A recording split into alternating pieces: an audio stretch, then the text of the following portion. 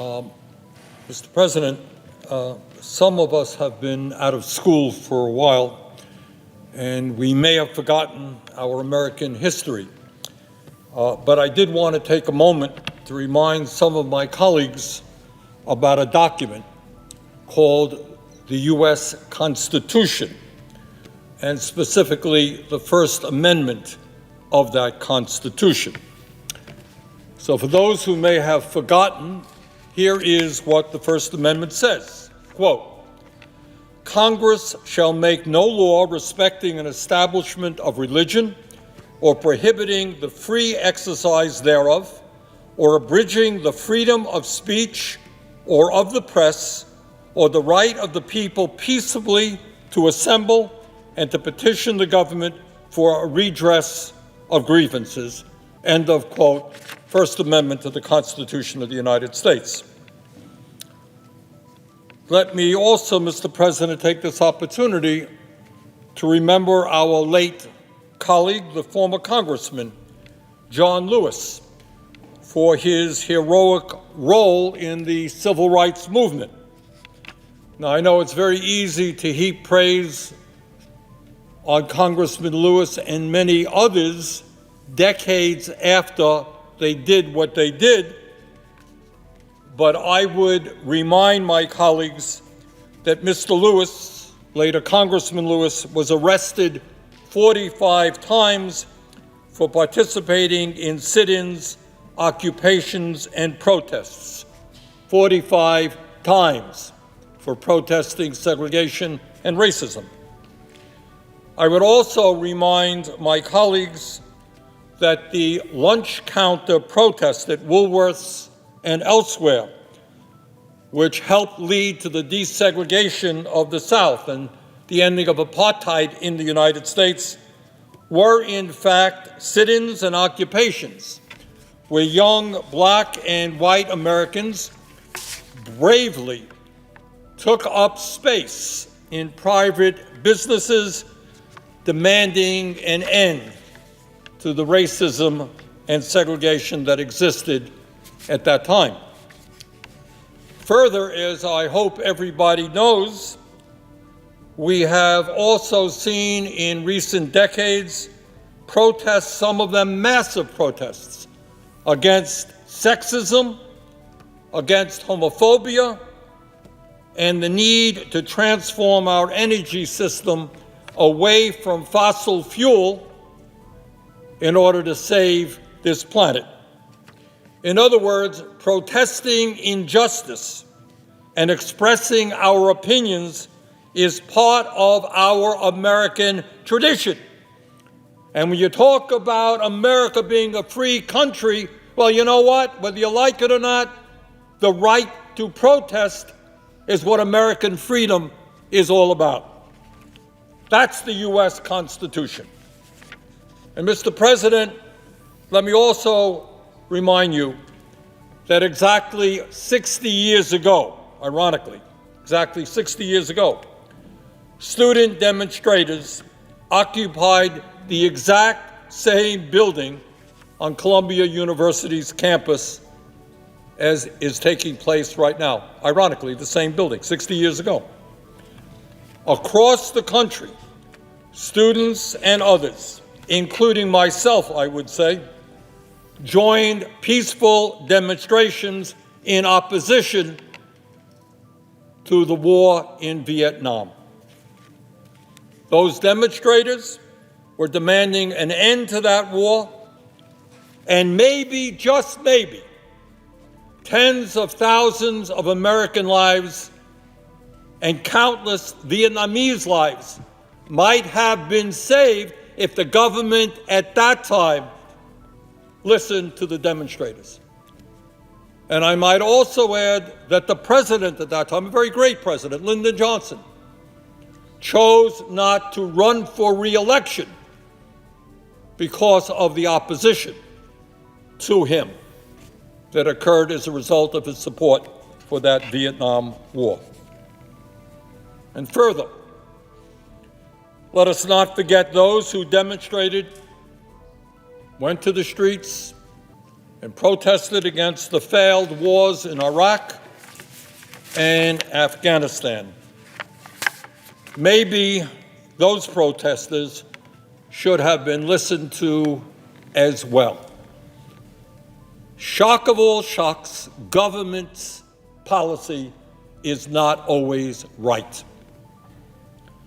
Mr. President, I noted recently that a number of my colleagues in both parties, not just the Republican Party, but the Democratic Party as well as many news reporters, TV, newspapers, they are very concerned, very, very concerned about the protests and violence we are seeing on campuses across the country. So let me be very clear. I share those concerns about violence on campus, or for that matter, any place else. And I condemn those who threw a brick through a window at Columbia University. That kind of violence should not be taking place on college campuses. I also am concerned and condemn the group of individuals at UCLA in California who violently attacked the peaceful encampment of anti-war demonstrators on the campus of UCLA. So, Mr. President, let me be clear. I condemn all forms of violence on campus, whether they are committed by people who support Israel's war policies or by people who oppose those policies. Further, I would hope that all of us can agree that in the United States of America, all forms of bigotry must be condemned and eliminated. We are seeing a growth of anti-Semitism in this country, which we must all condemn and work to stop. We are also seeing a growth of Islamophobia in this country, which we must all condemn and stop. And in that regard, Mr. President, I would mention that in my very own city of Burlington, Vermont, 3 wonderful young Palestinian students were shot at close range on November 25th of last year. They were visiting a family member to celebrate Thanksgiving, walking down the street, and they were shot. And Mr. President, let me make an additional point.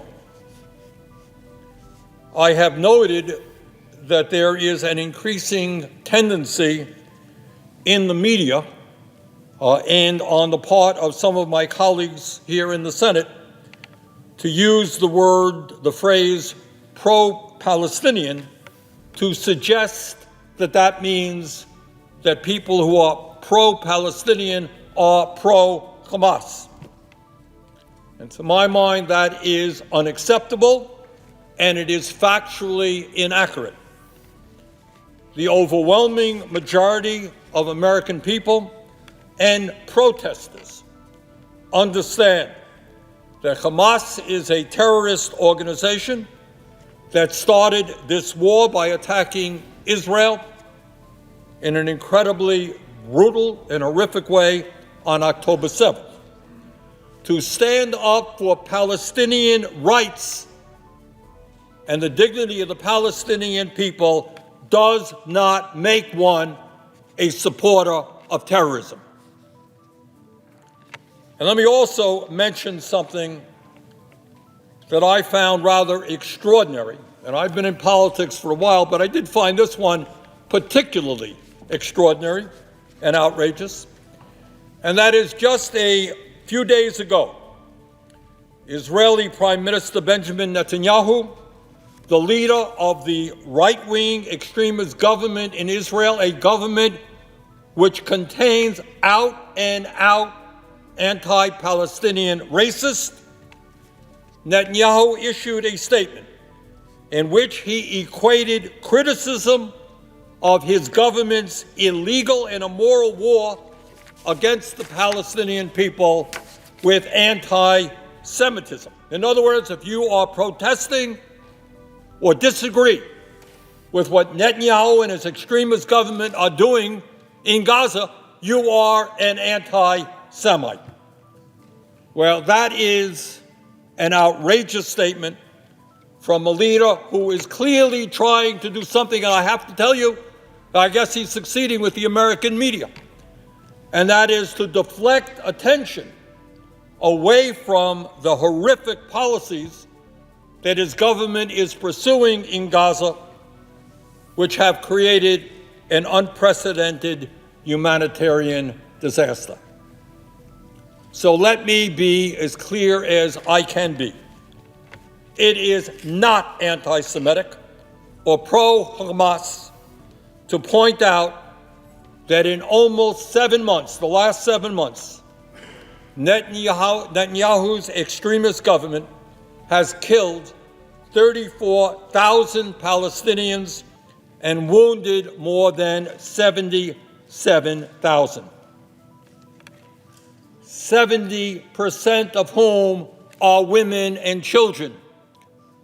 5% of the 2.2 million people in Gaza have been killed or injured, 70% of whom are women and children. And to protest that or to point that out is not anti-Semitic. It is simply factual. It is not anti-Semitic to point out that Netanyahu's government's bombing campaign has completely destroyed more than 221,000 housing units in Gaza. So over 60% of the housing units in Gaza have been damaged or destroyed, leaving more than 1 million people homeless, about half the population. No, Mr. Netanyahu, it is not anti-Semitic to point out what you have done in terms of the destruction of housing in Gaza. It is not anti-Semitic to understand that Netanyahu's government has annihilated Gaza's healthcare system, knocking 26 hospitals out of service and killing more than 400 healthcare workers at a time when 77,000 people have been wounded and desperately need medical care.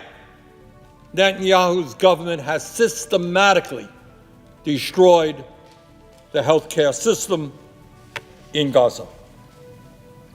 It is not anti-Semitic to condemn Netanyahu's governments for the destruction of all of Gaza's 12 universities.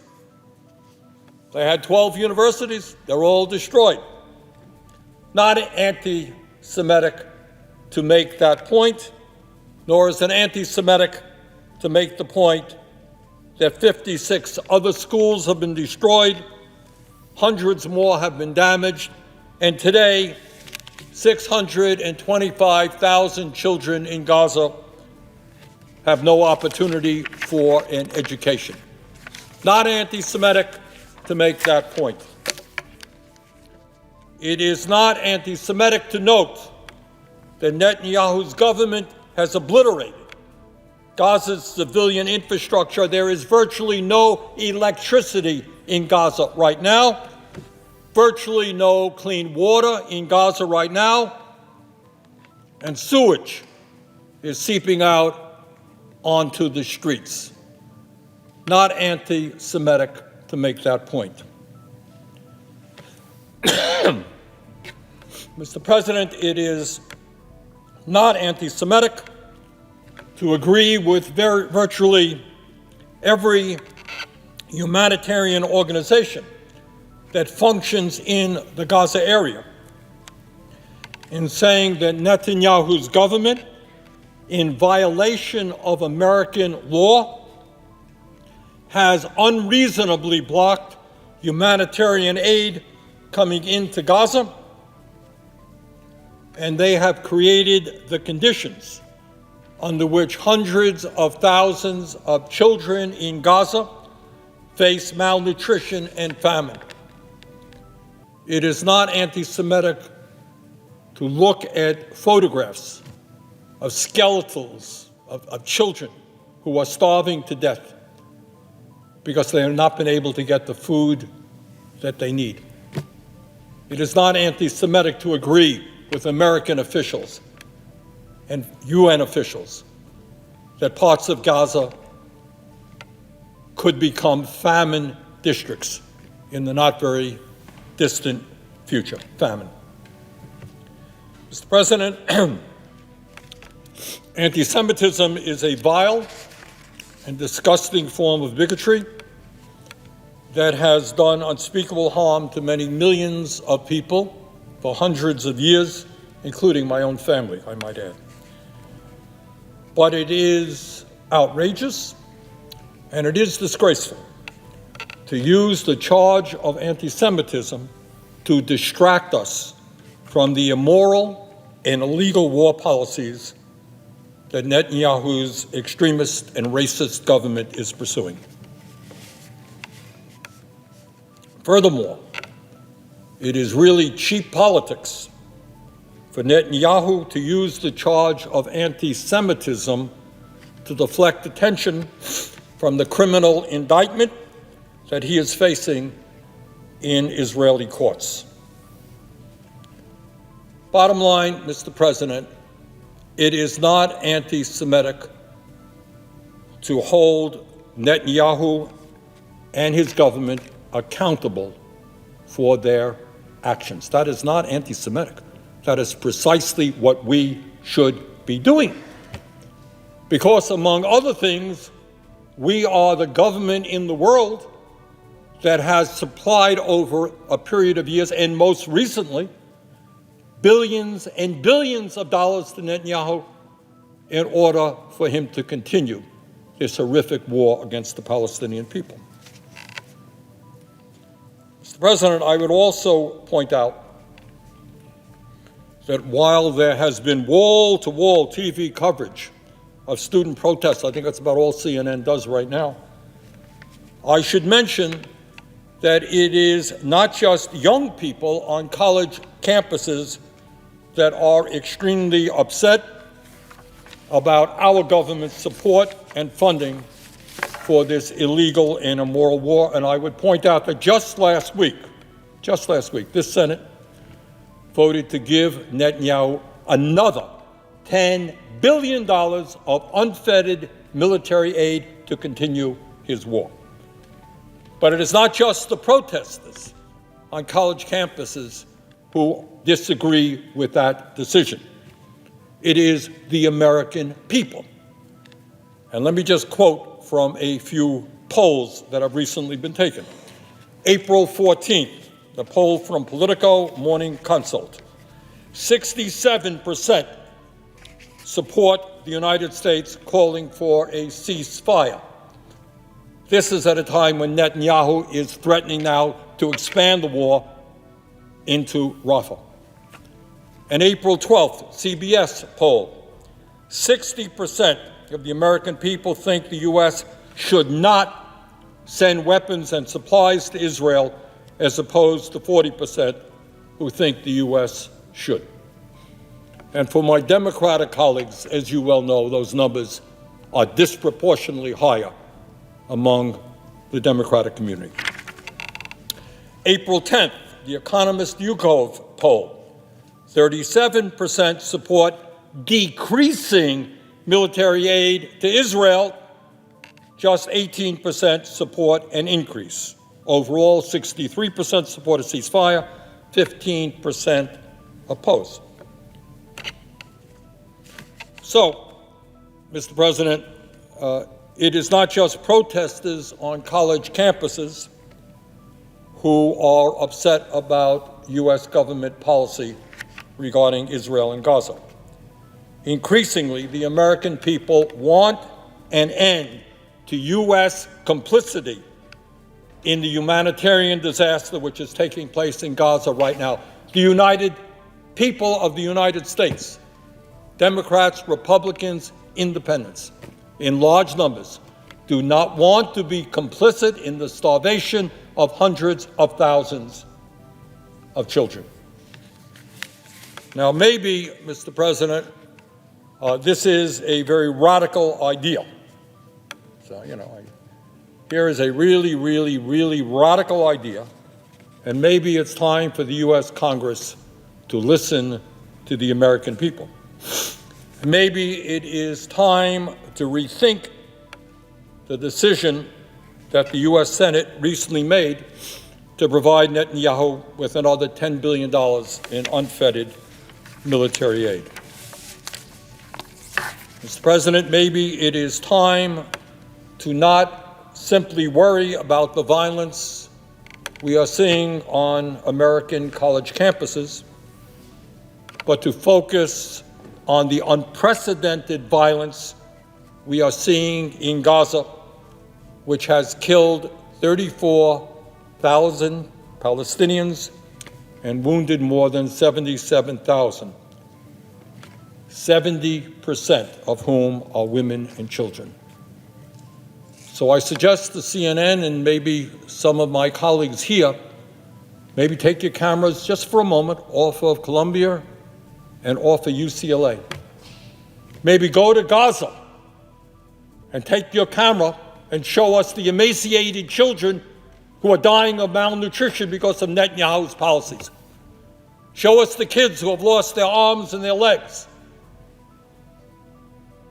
Show us the suffering that is going on over there. So, Mr. President, let me conclude by saying this. I must admit that I find it incomprehensible that many members of Congress are spending their time attacking the protesters rather than the Netanyahu government, which has caused and brought about these protests and has created this horrific situation. Thank you, Mr. President. I yield the floor.